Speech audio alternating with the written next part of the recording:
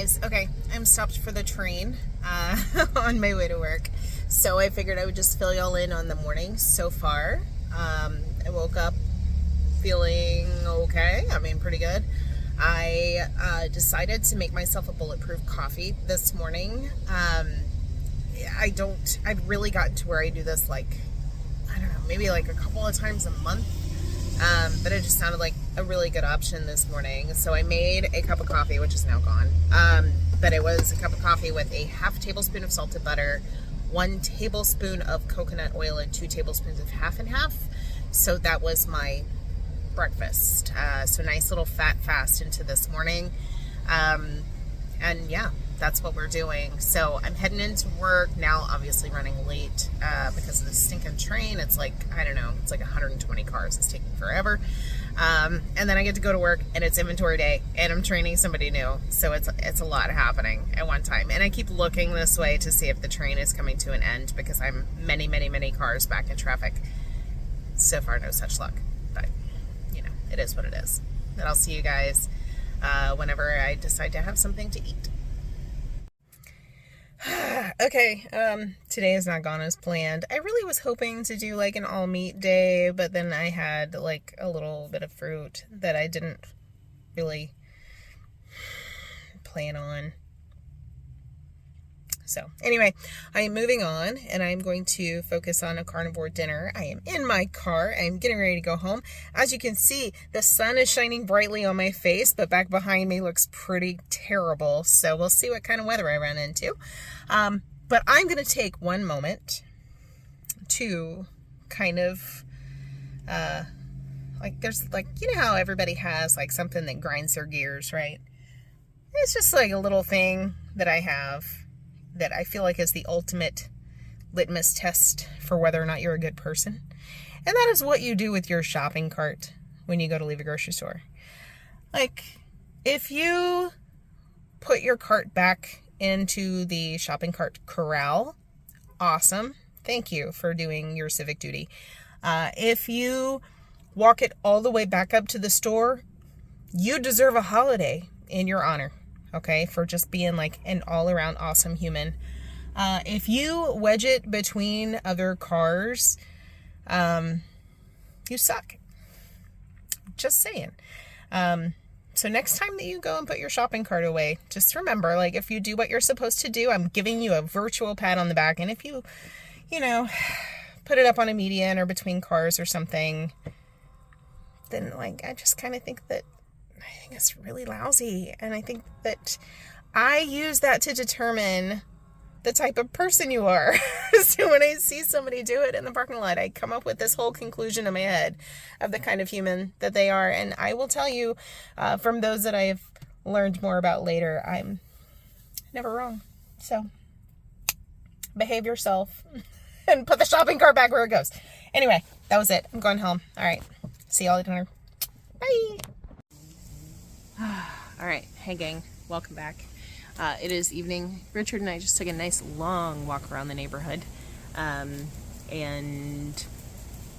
he was like, what's for dinner? And I was like, I don't know. So here we sit at like 6:30 p.m. and neither of us knows what's for dinner. So that's where we're at. But I kind of touched on it this morning, but I wanted to address a little bit of why I haven't posted for the last few days. First of all, apologies for this hot mess behind me. This is all of Christian's car parts back here for his Cutlass, which is being rebuilt. So, hot mess express on the back porch. But yeah, I just wanted to kind of like fill you guys in on what was going on, why I haven't been posting consecutively every day for the last like 3 or 4 days. I've been busy. We hired a new employee to work with me over in my department at work. So I am training. So I'm just not getting quite as much rest. Been at work a little bit longer each day, trying to train a whole new human to help run a produce department. It is also inventory. Actually, inventory was today at work. And anybody who's ever worked in a grocery store or a big retailer and has to do like quarterly inventories knows that there's a lot of prep work that goes into that and a lot of stress that goes into that. So Richard and I both, and our son Christian, we've all been at work like way more hours than any of us would like to be for the last several days. So it's just been busy. Nothing terrible, just busy.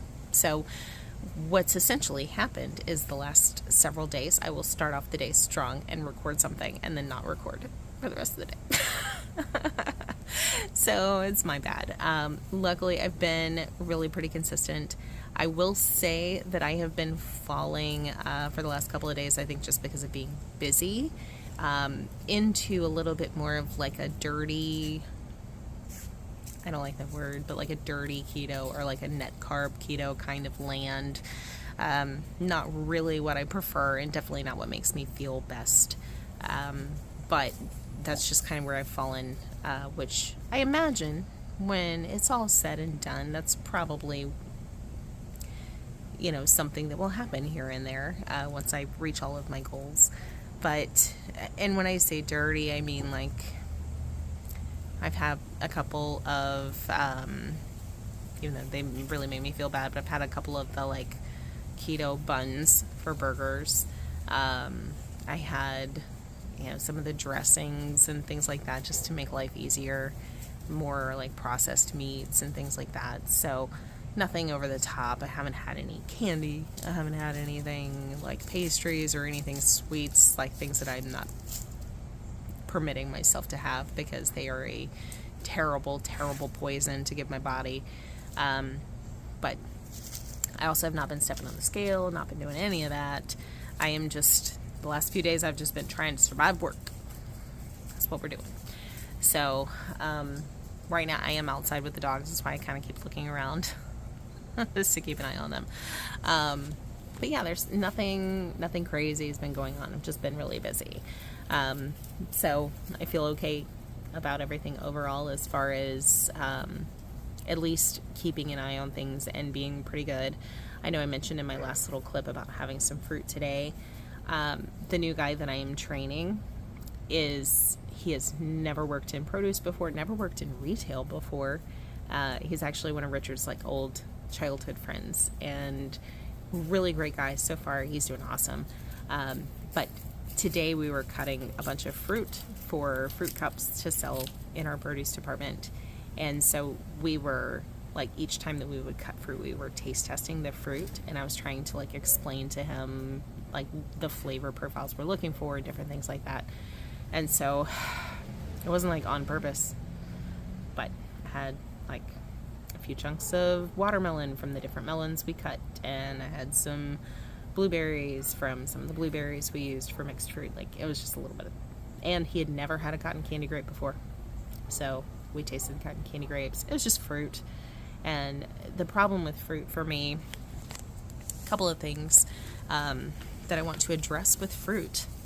So maybe I'll even include this in the title of this video because I feel like this is something worth addressing. As someone who was previously type 2 diabetic, when diagnosed, my doctor said, you need to fill your diet with lots of fresh fruits and vegetables. FYI, if I eat a lot of fruit, my blood glucose goes bananas. No pun intended. If I have, like what I did today, it might have gone up, 30 points or so, but nothing like crazy.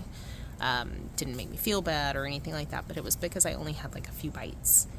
But if I were to have like one of the fruit cups that I sell in my department, say like a 16-ounce cup of fresh cut watermelon or fresh cut pineapple or something like that, my blood glucose will go over 200. And it will take 3 hours for it to come back down to normal.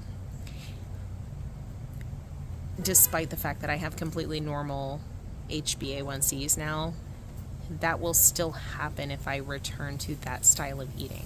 And it infuriates me a little bit that people are so encouraged to eat a lot of fruits when that can absolutely happen. Not everybody responds that way, but I definitely do. to where I will have these really, really high blood glucose numbers that take a really long time to return to normal, and I feel awful in the process. And it's not a matter of like binging on fruit. It is what would be considered like not a serving necessarily, but if you go to a grocery store and you get one of the fruit cups of a pre-cut pineapple or pre-cut cantaloupe or something like that, that will affect me in that way, very negatively affect me. And that's not even taking into consideration what the fructose in the fruit is doing to my liver, which is not really measurable in the way that glucose is measurable. So, I don't know, it's just crazy. But in addition, anytime I do have fruit, it triggers those really intense cravings for all of the bad things. I come home looking for a jar of peanut butter. I start thinking of treats that I can make or figure out things that I can do to kind of have a sweet. Or I start trying to rationalize having something that is terrible for me, like gummy bears or a honey bun or something like that.